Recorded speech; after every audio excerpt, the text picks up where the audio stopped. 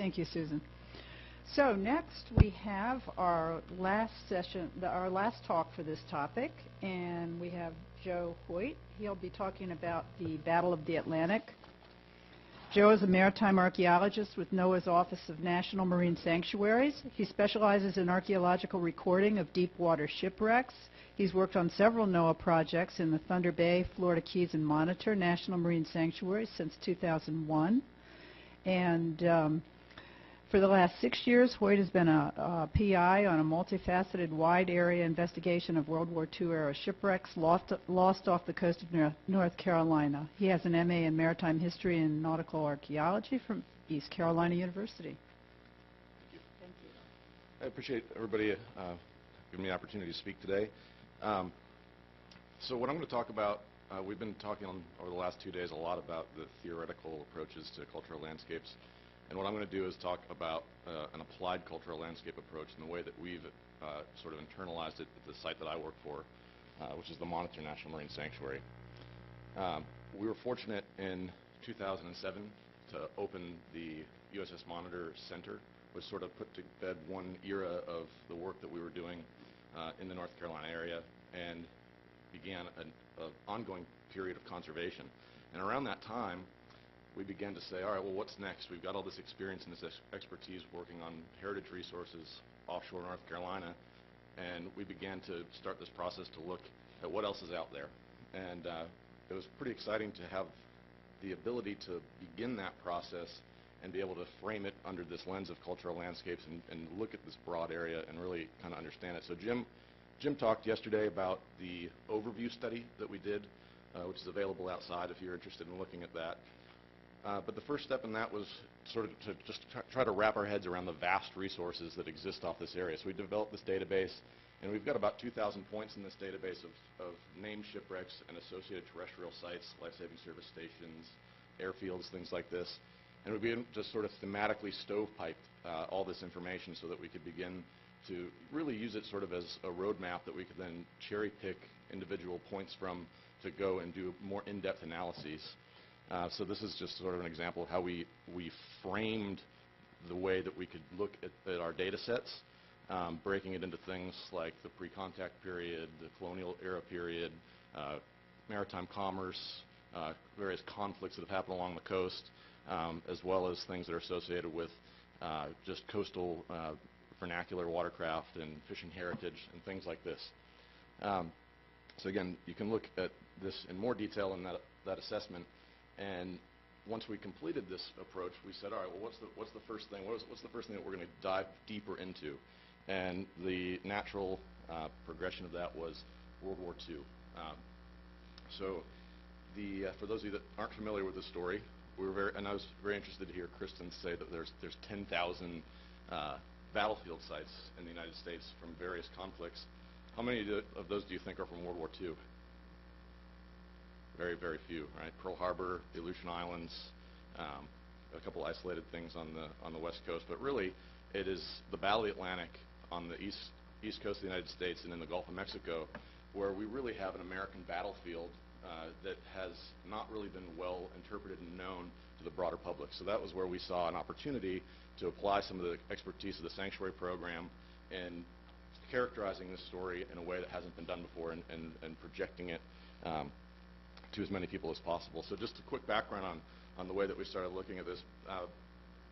Right around Pearl Harbor on December 7th of 41, by the 11th, Hitler had declared war on the United States, and by January 18th, the first ship was sunk off North Carolina. So it's pretty remarkable how quickly this happened. And so clearly they were ready for a war that we were sort of trying to resist becoming involved in. And as a result, there really wasn't a lot of coastal defense on the East Coast, being that the popular support for the war was in the Pacific theater at that time. So we have all these vessels that are operating up and down the eastern seaboard that are relatively exposed, and you have U-boats that are there just sinking ships. So why are they there doing this? Predominantly oil. So you've got huge oil fields in the Gulf of Mexico, oil's coming up the East Coast, and it's hitting Cape Hatteras, riding the Gulf Stream, and taking a right, heading towards Europe, where it's fueling the RAF bombing raids and all these other things. So there's a huge resource of oil in tankers coming up the East Coast. And the thinking of Germany was, well, we're not going to be able to compete with Britain or the U.S. We're not on par with their surface fleet. So what we can do is we can go cut off the supply chain and hopefully squelch the ability for them to wage war in the European theater. So it's interesting. You talk about a battlefield, and you usually think of a battlefield as something taking place in a relatively short period of time over the course of maybe a couple of days or weeks. The Battle of the Atlantic was different. It was a very protracted engagement that took place really from the onset of World War II and America's involvement all the way till the end. And it was ongoing before we were involved in the North Atlantic. So how do you characterize something that takes place over a longer period of time and really understand how that works? And that's over such a geographically huge area, really from Nova Scotia on down into the Gulf of Mexico. So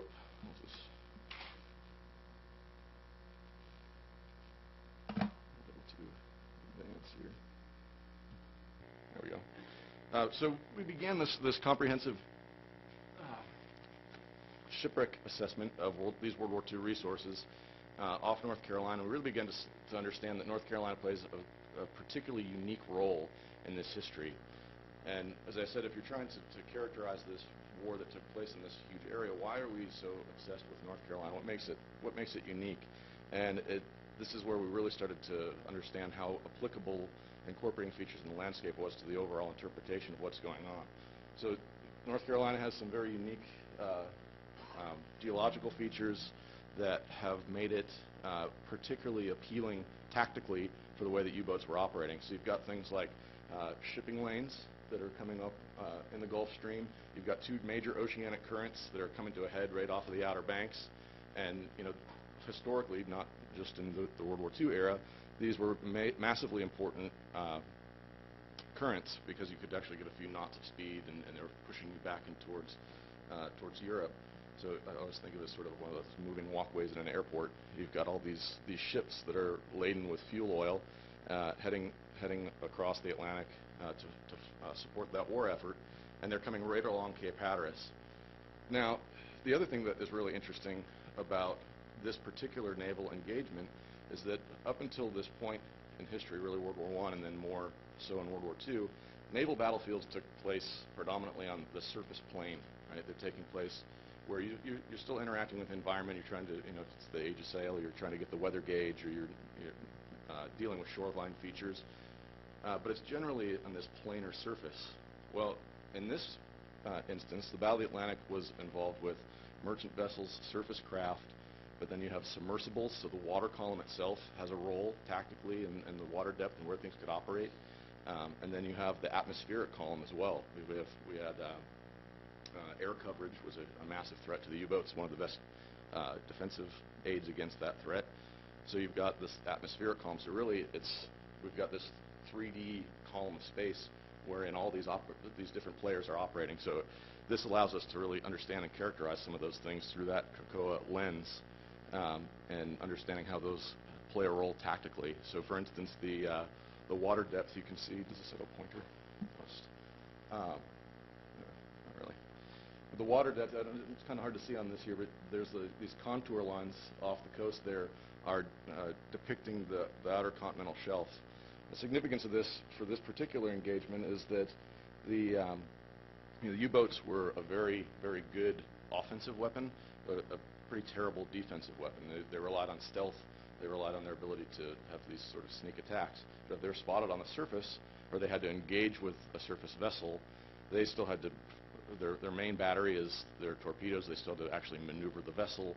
They're quite easy to sink, as they're not made to be great surface crafts. And so their primary defense was to be able to hide in deep water. So they wanted to be close to the shipping lanes, but they wanted to be able to get to deep water quickly to be able to evade counterattacks. Now, if you look at the way that the continental shelf is situated on the east coast, north of Cape Hatteras, the continental shelf is very far offshore, so you still have shipping lanes that run. Oh, that'd be great.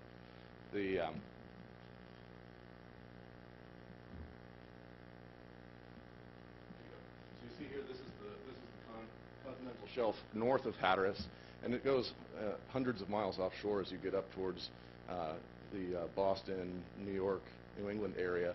So there's still heavy shipping lanes there, but your ability to get to deep water for safety is limited. So there's still U-boat activity there, but it was better to be in these areas where the continental shelf is closer. South of Hatteras, it's very close to shore. As you go further south, it's even closer to shore down here, but then you run into another issue where you have much warmer water. Why is warm water a factor? Because U-boats typically like to operate at night, and you had a much higher concentration of bioluminescent algae in that area. So they would like to avoid that region for that purpose. So as a result, there's all these sort of natural features that make Cape Hatteras emerge as sort of a hot spot of U-boat activity, and this became known to the Germans, who were incentivized based on tonnage sunk, that this was a place you could go and you could make your mark and get your promotions and things, because Cape Hatteras was so preferred as a hunting ground. Now, I should also say that many of these features in the landscape are relevant to really all these other elements in that broader study. So this is sort of a baseline understanding of this. It's not just World War II history that has been impacted by the unique characteristics of North Carolina, but so these could be applied to some of those other elements as well. But specific to the battlefield, there's these other elements that we have been assessing, and these are these sort of more mercurial or ephemeral elements of the battlefield, where you have things like cloud cover, weather, visibility, airspace. This is a gentleman named Harry Kane, Jr., who was a pilot of a Hudson aircraft out of Cherry Point, North Carolina, at the U.S. Army Air Corps, who was the first person to sink a U-boat with aircraft off the East Coast. So he's pointing to a point just off of Cape Hatteras where he sunk the U-701. And in the narrative of his attack, he was using cloud cover to conceal his approach. So the U-boats were very well aware that they're most vulnerable from air attacks. They actually had on the conning tower, they had 4 people anytime they were on the surface, specifically to watch different quadrants of air so they could crash dive if there was a threat of aircraft attack. And he knew this, Harry Kane knew this, so he knew that if he was going to be on anti-submarine patrol, that he had to conceal as best as possible his approach, and did that using cloud cover. So it's an interesting way to look at all these different things, in that even though that these things are not tangible elements that can be pinpointed because they are fleeting, they still have a role in the way that human beings are interacting in this landscape, and it has an influence on tactics in the battlefield sense. And then, of course, there's these other tangible elements that are related to the battlefield, the proximity of air bases, the Elizabeth City airship base, Cherry Point Naval Air Station, and life-saving stations along the beach, the proximity of deep water ports. There was a defensive minefield off of Hatteras that influenced the way that vessels operated in the area, and of course the shipwrecks themselves. So we began this larger study looking at it from a broad view, looking at all the resources that we have, and really this was about a 6-month period where the heavy activity was taking place that resulted in the loss of about, I shouldn't say the loss, but there were about 90 vessels sunk in that 6-month window, which is quite alarming. It's a pretty amazing amount of vessels to go down in a short period of time, just off of North Carolina alone. Now that we kind of peel that back to vessels that we believe that are just on the continental shelf, and that number is about 50 sites. So that's quite a lot to manage and to try and understand. So we start off with a sort of a GIS exercise, and this is depicting not just sites where there was actual tangible material deposited vis-a-vis a shipwreck, but where there was any type of engagement. So a U-boat may have attacked and struck a merchant vessel with a torpedo, but the merchant vessel was sailing in ballast. It didn't sink and was able to be refitted. That's still recorded because it's still relevant to this overall story of how these things were interacting in this environment, and allowing us to understand why certain areas had more significance than others. So we take this, and then we can apply some statistical analyses and start to develop sort of these hot spots of areas battle-related events. And this is important because not only does it help us understand where these things are, but we're a program that is a place-based management program, and if we're going to position ourselves to say there should be an expanded sanctuary in this area, we need to be able to back up why an area like Cape Hatteras and not an area like Wilmington or anywhere else along the coast. So this gives us the ability to not only interpret the events more accurately and completely, but to be able to convey to the public and to anyone that's consuming it why we think an area has significance and how it relates directly to this based on real data. So that's basically the really 30,000-foot view, and then we began also through American Battlefield Protection Program grant in partnership with East Carolina University and Bureau of Ocean Energy Management, a more laser-focused study looking directly at one discrete convoy battle, right? So this broad study started with looking at all this different activity that was taking place over a 6-month window, and now we're looking and applying sort of the same approach to one particular afternoon in July of 1942, where there was a convoy of 19 ships sailing from Norfolk, Virginia to Key West, escorted by 5 vessels and some aircraft that was attacked by the U-576, and had one Nicaraguan freighter called the Bluefields, which is pictured here, was sunk immediately, and 2 other vessels, the J.A. Mowinkle and the Chilori, were struck but did not sink. And as a result of this, the U-boat popped to the center of the convoy in broad daylight. An armed merchant vessel called the Unicoi opened fire, and 2 Navy Kingfisher aircraft came in and sunk the U-boat. All of this took place in the span of about 15 minutes. So we said, well, how can we, first of all, how can we find where this happened? And then is it going to be applicable to study it using this COCOA lens through our Battlefield Protection Program grant? So the first thing that we did, we partnered with East Carolina University and had a grad student, John Bright, who's no longer a grad student, that worked on developing some of this modeling. So we collected all this archival material and started to figure out, okay, how would this convoy have been situated? How would it have been moving through this space based on what we know of how it was set up, where the escort vessel districts were. So there were 5 escort vessels that had sort of these zones set up around the convoy. This was the pattern of the 19 ships. These are the 3 ships that were struck. And then we're modeling, based on the narrative of the event, where the most likely position the U-boat would have been. The different colors of this line is sort of depicting what we know the operational restrictions of the torpedoes were, the maximum ranges, the optimal ranges of where it could fire, and then creating this model. But we don't know exactly where it really fits in 3D space until we find tangible remains. So that was the focus of one of our projects, is figuring out where this is. And so we developed this survey model to figure out where do we need to go look, but it permeated with these elements of this landscape approach. You'll see here, this is just a probability model that was developed based on all the historic information that we had. So you'll see these individual positions are after-action reports, which is really frustrating because there's a half a dozen after-action reports all talking about the exact same event that only happened in one place, but they plot out over like a 40-square-mile area. It was really convenient. And then we have these other elements where, okay, we know that the typical convoy route was to follow the 100-fathom curve line so that it could avoid the Diamond Shoals. So that's what you're seeing here. You're seeing sort of this lighter sort of snaking. That's just where we know the convoy ought to have been running. And then if you see kind of coming inshore here, we know that when the Trelawney and the J.A. Mowinkle were struck, they were towed out of the field of fire and into an area where they were ostensibly going to be repaired, but unfortunately were towed directly into the minefield where they also struck mines in this area here. So all these models come together, and we develop this probability model, and then we break it down into areas that have the most likelihood to survey. So we ended up using this to develop and dictate the survey areas that we did. This was the first year that we looked. This was our priority 1 box.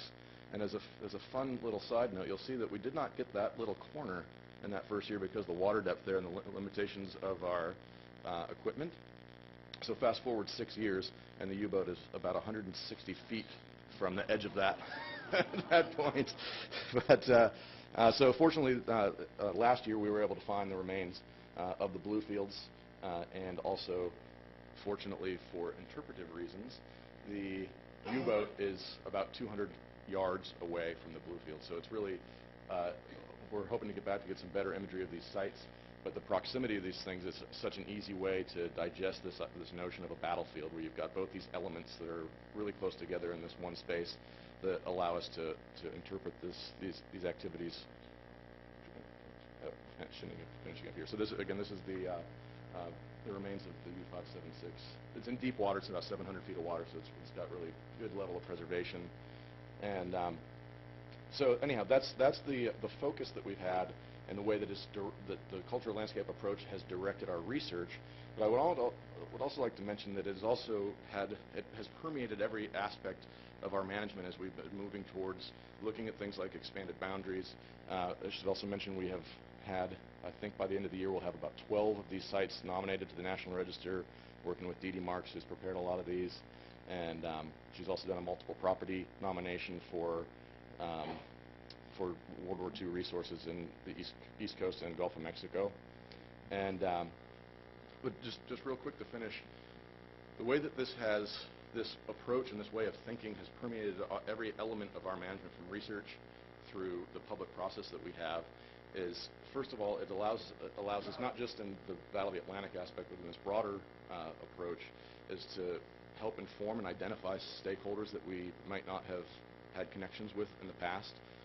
We have things like advisory councils that are made up of members of the public, and if we come to them and say, all right, we've got archaeologists, historians, we also have people that are on tourism boards and restaurant owners and local fishermen and businesses that are part of these affected communities, and we're asking them to make decisions or inform us of what their concerns are in these communities. So we have to have something to say to a restaurant owner. Here's what the resource is, and here's the way that we interpret it, and now you can have a voice that's more informed on how we should move things forward. So we did that exact thing with our expansion working group that we had that has set up and our advisory council had made a recommendation that our site look into expanding the boundaries to include some of these resources.